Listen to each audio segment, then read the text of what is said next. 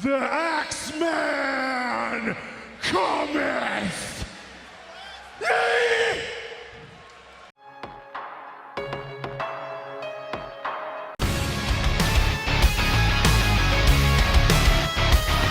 Good morning, afternoon, and evening, ladies and gentlemen. Welcome to Blue Bomber Football.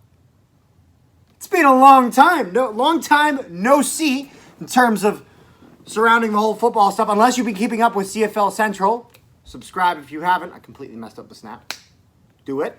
But yeah, so we're back. We got preseason action. Now, obviously, not quite the result we were hoping for. However, it was preseason. We got to see some of our younger guys in there. Got to see some of our second, third string guys playing.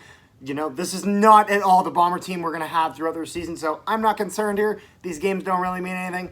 But, you know, it's more or less, I'm more actually interested in seeing individual players' performances to see if maybe they can actually crack a roster spot and maybe fill a spot that we need filled. Some of it we get answers to, some of it we don't. So, pre-game, so first off, they played the Canadian and Ukrainian national anthems for this game, and ongoing in support of Ukraine in their war against Russia. So props to that, especially with the high Ukrainian population in Manitoba. I believe it's like 10%. But yeah, so, and then we also have, Brown starts this game, as well as Nick Arbuckle. Both of them start, so obviously interesting thing here is Edmonton starting their starting QB. I would argue that Arbuckle is the starting QB over Cornelius, but we can get into that later. So yeah, pregame, not a whole lot happens. First quarter, back and forth a bit. However, the Elks will get a touchdown. Yes, we do. We're just not using him today. Boy, close on him. Arbuckle goes deep, finds Caleb Hawley. Damn it. So yeah, Elks do get the first touchdown, nail the convert, 7-0 Edmonton. So at this point, I can tell that the offense isn't really going. You can tell that it has been a while since we've had a game situation. However, eventually we would start to get going. However, before that, the Elks would get a field goal, increasing the score to 10-0 Edmonton. So then at this point, we then start to see a little bit from the offense, and we will see a big throw to Nick Dembski. Come on, guys. Let's get a nice one here. Let's go, go, go, go, go. Hey! There we go. Nick Dembski! Nice. Obviously, fantastic catch by Nick Dembski. Nick Dembski, in my opinion, is one of 3-star performers tonight. But yeah, we would continue on this drive and get a Blue Bomber touchdown. Not even. Nice! There we go! Woo! There we go! See, 2 yards. That's why you go for it. Yep, so, and then Mortada would hit this convert, and it would be 10-7 for the Elks. So, moving into the second quarter, this is when it gets a little bit interesting as both teams swap QBs. So Edmonton starts this quarter with Cornelius, who would then finish the game. And then the Bombers start with Prukop, who they have them play most of the rest of the game, but they have Brown come in for a little bit, but then back to Prukop. So it's a little confusing. But yeah, so starts off, not a whole lot going either way. Just, you know, get a few, maybe a first down or two. And then fail, punt, back and forth, you know, as is. But then the Elks would then be forced to punt. However, they recover this one. Let's get a good return. Oh, no! No! No! Who's got the ball? Not us!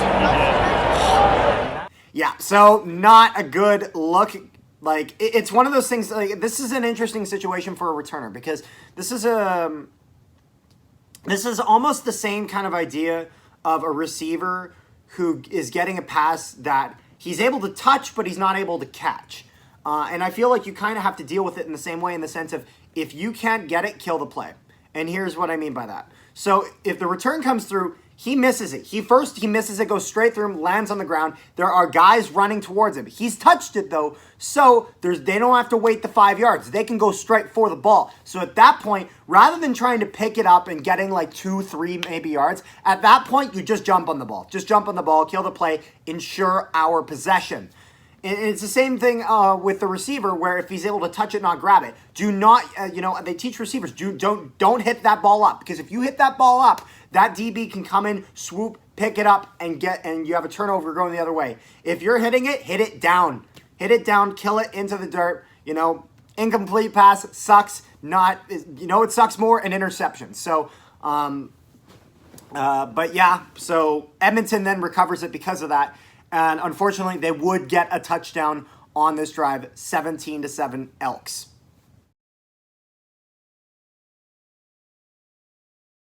Yeah, so they would hit the convert, as I said, 17-7 for the Elks here.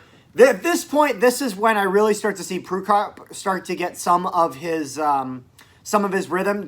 Brown, I've definitely had a lot more of that, but it's nice to see Prukop get it. I've heard some good things about him, and I did see a bit of it. At this point, this is where I really start to see that Liam Dobson can be a real serious contender here. He was playing left guard tonight. As an offensive lineman, specifically in the guard position. Like the thing was that caught me for the most was not necessarily that he was a big, strong guy. Obviously he is, but it was how explosive he is. He doesn't take a step off the line. He explodes out of the line, and it really gives him an extra edge on all those defensive tackles that he was going up against, because he is already hitting the guy by the time the guy goes to lunge forward, and at that point he's slightly off balance, and he was just blowing guys up. He was not hitting guys the other way. He wasn't pushing guys out of the way. He was throwing guys out of the way. Like, he looked absolutely dominant in that position. And obviously, these are against some weaker opponents. However, if that's how he plays against them, I can't imagine him playing bad against, some of what the CFL's best to offer is. So I want to see Dobson in the lineup this year. Whether he's playing every game, up to you, Coach O'Shea. But I hope he plays, at least a bit. And at this point, this is when I started to notice a few other individual performers really starting to shine out. And Johnny Augustine would be one of them. Come on, Johnny. There we go. There you go. There we go. So as some of you may know, me and Jake of Peg City Hockey actually got to interview Johnny Augustine with CFL Central. You can guys go there, check that out. Awesome interview. Great guy. Real estate agent. Let him get your house if you live in the Toronto area. But yeah, he was truly phenomenal today. And I think this really shows how much depth the Bombers have at that running back position. Oliveira is a proven talent. I mean, he carried the Bombers majority of last season. Harris obviously came in later on, and it was very beneficial for us. But if Harris doesn't come back, I think we still win the Grey Cup. With the way Oliveira was playing, I don't really think it makes a difference. But having that diversity between a guy like, I don't know what's happening there. A guy like Augustine, who's a bit smaller, but he's really, really quick. He can slide through situations that Oliveira can't. But then you got a guy like Oliveira who can just tank and just bound his way through, kind of like a Chris Streveler or an Andrew Harris in that sense. I feel like is very, very good. But at this point, we would then see Prukop run it in for the touchdown. 17-14, Bombers. Oh, come on, go, go, go, go, go, go. There we go. Touchdown! There we go! Woo! I don't know why I said 17-14. 17-14 Elks. We were getting back, I guess, though. But Mortada would hit the field goal here to give us the full 7 points. And at this point, this is when I also started to notice a name that I had not seen really. Dalton Schoen, wide receiver for us, really was playing quite strong. He was... I noticed he was doing a pretty good job at finding ways to separate himself from his DBs, really giving him that opportunity to, show his quarterbacks that, this is a guy you can reliably pass to at least most of the time. So it's good seeing some strong receivers and, just giving those quarterbacks those options so that way you don't end up in more situations where they panic and you end up with a sack. But yeah, that would be it for the first half of play. So overall, not terrible. You know, it's one of those things where the preseason is important for those individual performances to then see who makes the full cut. Going into third quarter, though, back and forth kind of start. We would then force a fumble. Ew, I can't talk today. I'm not sure what happened. I've been off this for so long. Cut me some slack. Bomber ball. We would then go on the offense, pound it down the field. Bomber touchdown. Your name, age, name, Richard. There we go. Woo! Nicely done. Nicely done. Got the lead. Now let's keep it. At this point, I thought, you know what? Mortada's hit 2 of these converts. You know, it's just a convert. Can't be that hard. But, you know, maybe he's learned a bit from last season. Ding. Uprights. Doesn't count. Mortada does a Mortada and hits the uprights. 20-17 for the Bombers. However, I'm still annoyed how we didn't get that because you can't be missing converts. Most popular sport in the world is soccer, all right?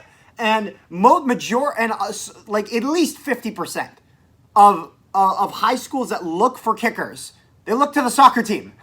That's where you look. That's where my high school looked. That's where many other high schools in the city I lived in and teams I played against, that's where many of their kickers got it. But yeah, I digress. But then the Elks we got a touchdown, but I'm going to talk a little bit about my issue with this afterwards. No. Oh, take him out. Stop it. Oh. Push off. Is he out? Oh my God, the guy just jumped on him and ate shit. So yeah, despite the obviously very comical performance by his friend there, jumping, hitting the top, and then completely eating shit on the ground afterwards, this should have been offensive pass interference, at least in my opinion, because he creates separation with that DB. Yes, is that an issue? It's the way he does it that's an issue. He pushes the DB back, pushes off of him, jumps in the air, makes a nice catch. There's no doubt about it. It's a beautiful catch. But what the play leading up to it is the issue I have with. I think it should have been offensive pass interference. I don't think it makes a difference in the outcome of this game. However, it's a little annoying. But yeah, and then there would be afterwards they'd kick off, solid return. Yeah, and that's pretty much the third quarter in a nutshell. Fourth quarter action. Long bomb gets intercepted. Elks ball. Went for it, and yeah, couldn't quite get it. Back and forth quite a bit, and then at this point, the Elks would get another field goal, 27-20 for Edmonton. And then at this point, I'm thinking, we got to get the offense going. He's got to start making some really nice throws. Oh my God! If I go like this. Oh no! What are we doing? Just had to throw a pick. So, throws a pick. Can't get anything going, sadly. And then at this point, it's kind of getting down to the wire. Bombers, if they really want to get anything late in this game, they're going to need to have a good defensive stop here. So, Elks get a 5-yard penalty for offside. Good. So now it's 2nd and 15. 2nd and 15. Then we get an offside penalty. Immediately back to 2nd and 10. Elks go down the field. Elks get a field goal. And that's I love game. how it ended because his wife was just like. And yeah, I put that one in here because that pretty much sealed the game. 30-20 for the Edmonton Elks. So what do I think of this game? You know what? It was fine. It was fine. There were obviously some issues I had with it. However, I think we did what we needed to do in the sense of giving guys opportunities to really put on an individual performance. And overall, I hope to see some of these guys in the lineup. Definitely the 3 stars of the game for the Bombers were Brown, Dembski, and Augustine, as Bob Irving so eloquently put it on Twitter. But yeah, so let me know what you guys thought of this game. Let me know if you guys were at the game, just because I heard the game wasn't televised. I don't know because, well, I wasn't watching on TV. I was there. But yeah, let me guys know. And yeah, make sure you like, share, and subscribe if you haven't already. And I'll see you guys next time.